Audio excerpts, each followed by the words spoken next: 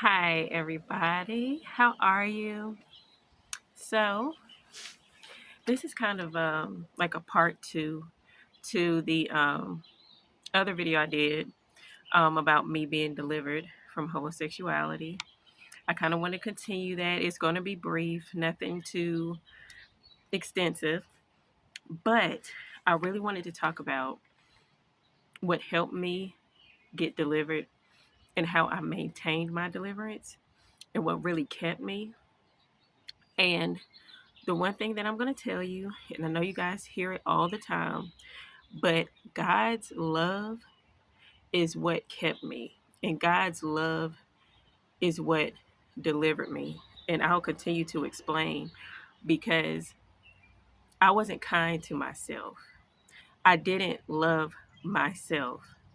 And so I had a hard time understanding who I was in God and God's purpose for me.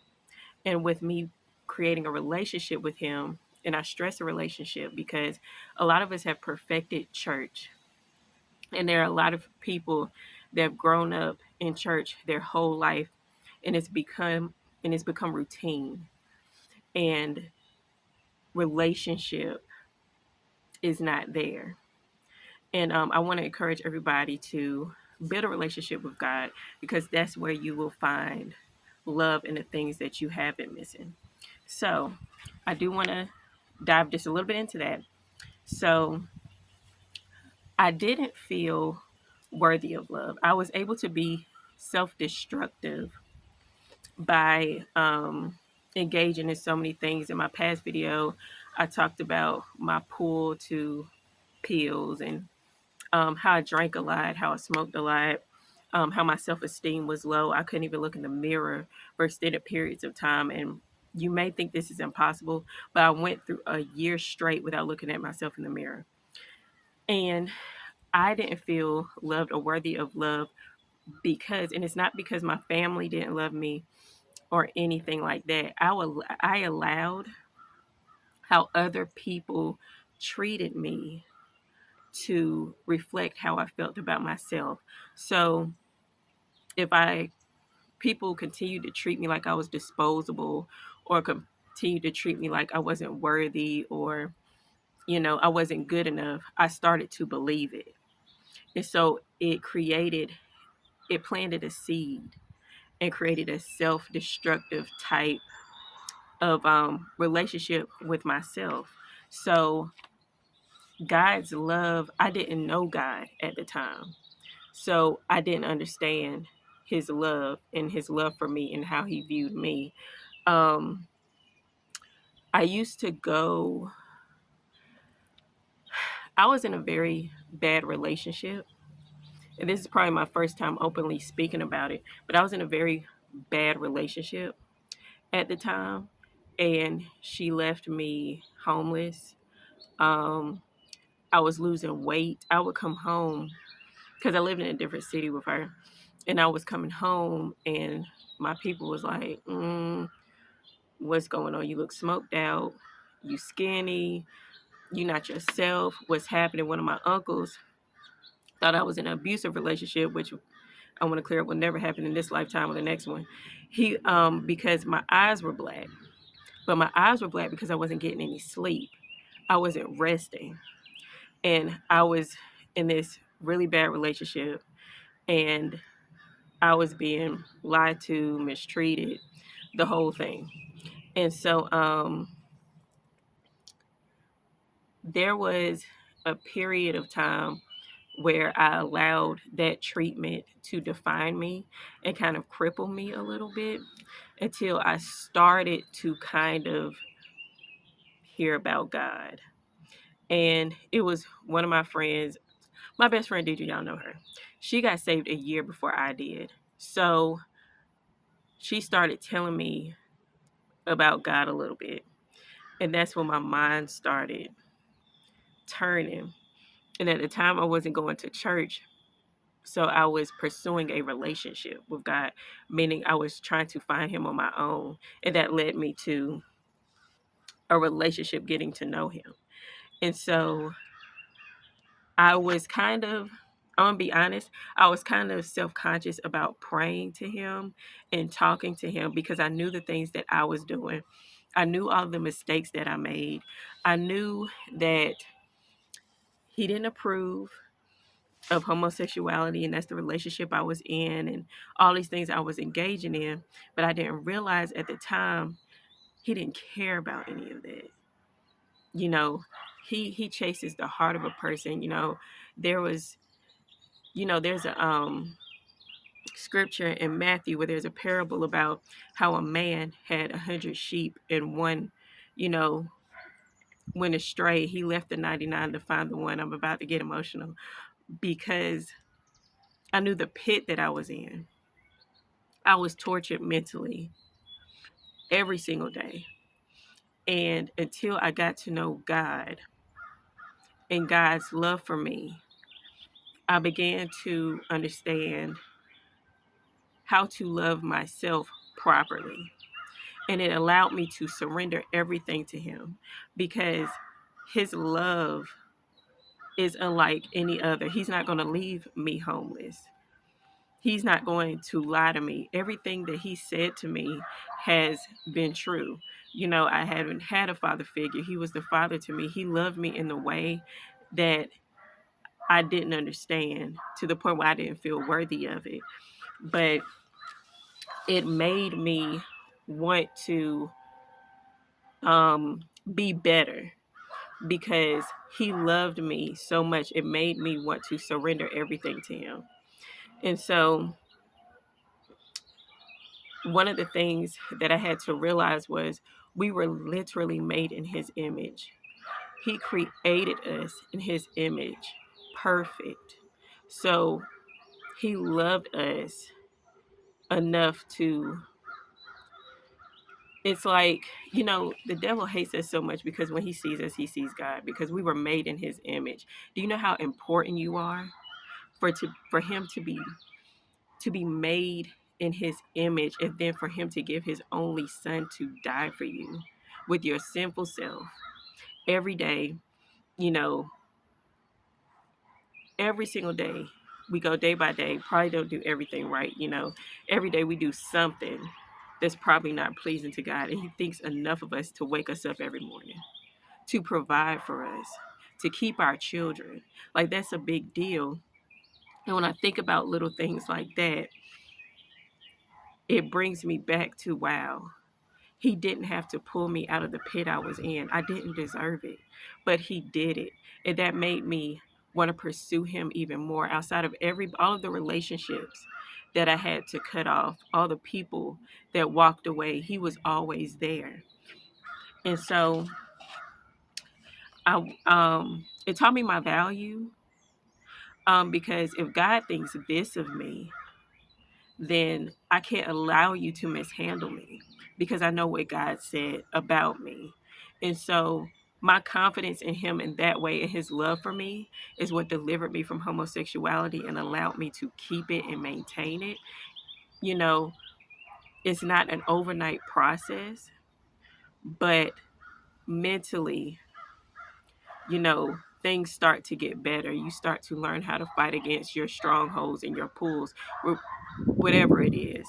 Um, and so, one of the things I'm looking down because I have bullet points, because I have a lot to say and I have to keep it down.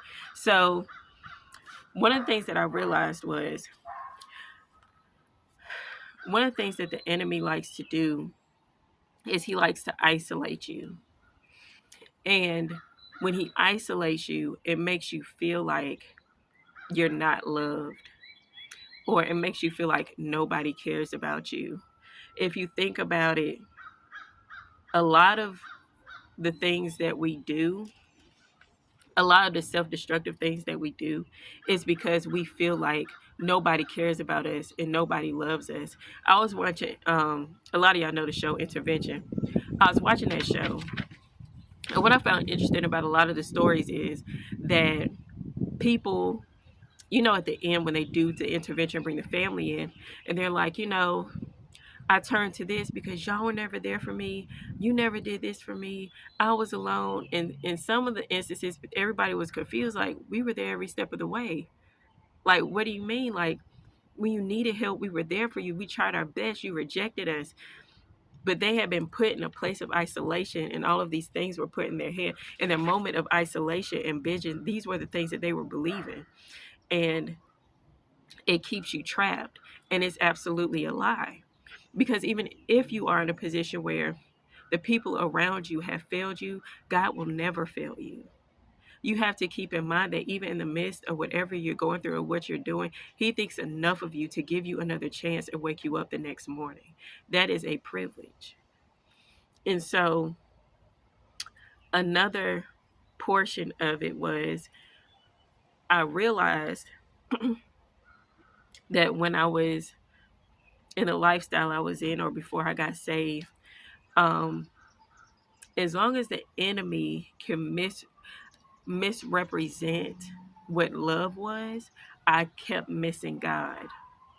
So what I mean by that is the relationship what I was in, I was telling y'all what it was like. It was in some cases verbally um abusive. It was um it's not a good situation. And so, but I didn't know that I couldn't distinguish the fact that that was not love. I still didn't understand that that's not what love was because I didn't know God to know what love was. And so the enemy was able to misrepresent love, and I kept missing God. And I'll give you an example of that. So I told you about the relationship I was in. In this one particular situation, my ex had left me in the apartment and went to Atlanta. And so I'm in the apartment by myself. And there's this huge, I started hearing something. It's a very small apartment. And I started hearing something trying to come through the window. And I looked up and then I heard the door.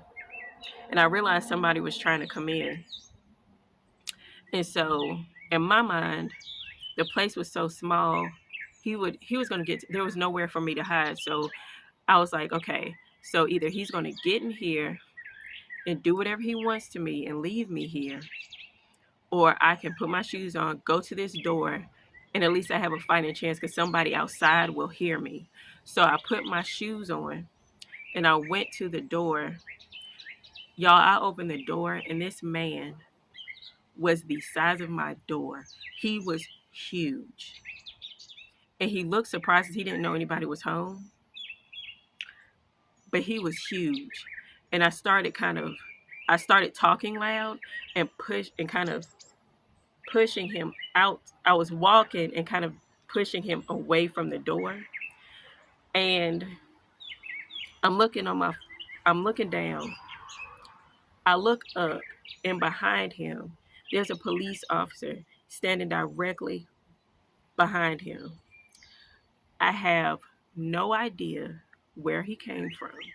At this time I had no idea where this man came from, where the police officer came from, but he was just standing there watching us. So the guy walked away. And the police officer was talking to me.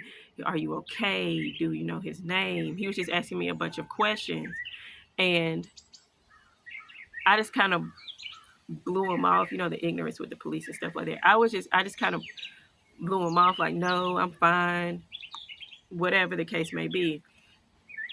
And so I found out later that the police officer. First of all, I just want to say it was amazing that he was there at that time. It was very divine timing. And so I found out not too long after that the police was actually in the neighborhood because there was someone that robbed the bank near our apartments, and they were coming at night attacking the people in our neighborhood. I also want you guys to understand that I was catching the last bus home every night at 11 o'clock at night, walking from the top of the hill all the way to my apartment, and nobody ever touched me.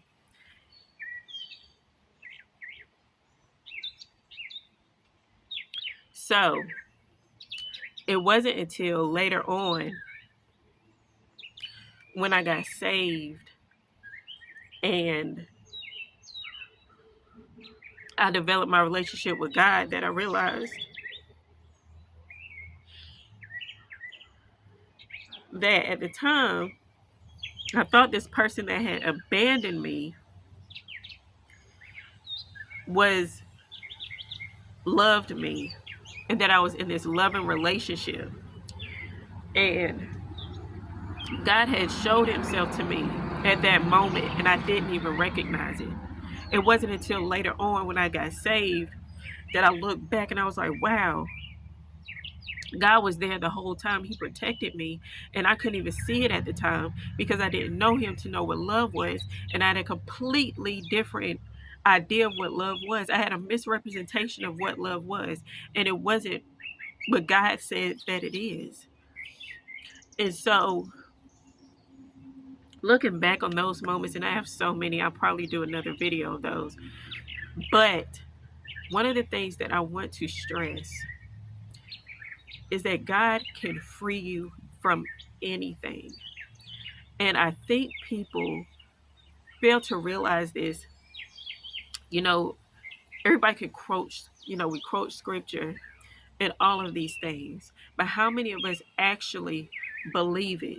It's so amazing to me how many people I know that they love God, they go to church, they believe he's a healer, he's all these things.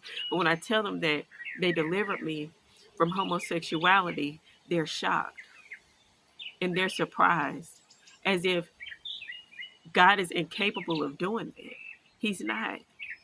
And I just want to talk to those who are stuck in those situations that you can always get out.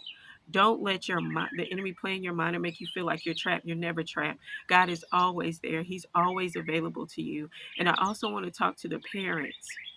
I want to talk to the parents who have children that need to be free, whether it's homosexuality, whether it's the streets, whether it's drugs, whatever the case may be. Get to the root of that thing. God can free them. He loves them. He's just waiting for us to surrender ourselves. Keep praying for that child. If you haven't, start praying for that child. It's, in a lot of cases, there has to be some deliverance in the parents, understanding where the root came from, trying to understanding that accountability goes a long way. And a lot of times, some people can't be delivered because they don't want to have any accountability. Accountability can free you and your child in some cases. And excuse me, there's some situations where people are like, I didn't raise my child to be like that. How did they get like this? Listen, God can free everyone, and that is my prayer. My prayer is for everybody that's going through something, that's going through a rough patch of season, that feels stuck, all the parents that are um, in distress because of their children, that are up at night because of their children. I pray that you get free. I pray that God releases the peace of mind that you need. I pray that he reveals to you the root, the cause of the problem, so that they can be delivered. I pray that you understand that God's love is beyond all understanding. He will never leave you or forsake you. That your child and that your spouse, whoever it is, can be free. God has never lied. That's one thing I could tell you. God has never lied, and he has never forsaken me. And just go to him. It may take some fasting, it may take some praying, but you can free them and you can free yourselves. Just surrender. It's one of the things. I don't know if you guys know the Chinese traps that you put your fingers in like this. Recently, I realized, because your first instinct when you're stuck is to pull away. And one of the things that I realized with the Chinese trap, the first instinct is to pull away. But you get free from the trap by pushing your fingers like this, and the hold releases itself. So what I'm saying is sometimes our first instinct, a lot of us blame God because if you're this, if you're this, if you're this, how can you allow this to happen? So our first instinct when we're stuck in something is to run. But if we draw closer to him, we can free ourselves. It's never too late. I come against the spirit of bondage, generational curses, anything that's keeping a strong hold on you, that's keeping a strong hold on your children. I curse it in the name of Jesus. You can be free. You will be free. And I'm just looking forward to your freedom. Keep your head up. There's nothing too hard for God. I don't care what it is. I don't care what it looks like. I have testimony on top of testimony that I will record to show you and to let you know that I am living proof that God can free you. I don't care how sick you are. I don't care what it is. You can be released from your bondage. And I pray that for you and your children. I thank you for listening. I just want you to remember God's love, and I cannot stress this enough. God's love is perfect and it's better than any human being's love. Be kind to yourself. Be patient with yourself. Give yourself grace. These are all things that God gives to you. Don't, if God has forgiven you, forgive yourself. God is with you and he loves you. Okay? So you guys be great on this Friday Eve, and I'll see you next time.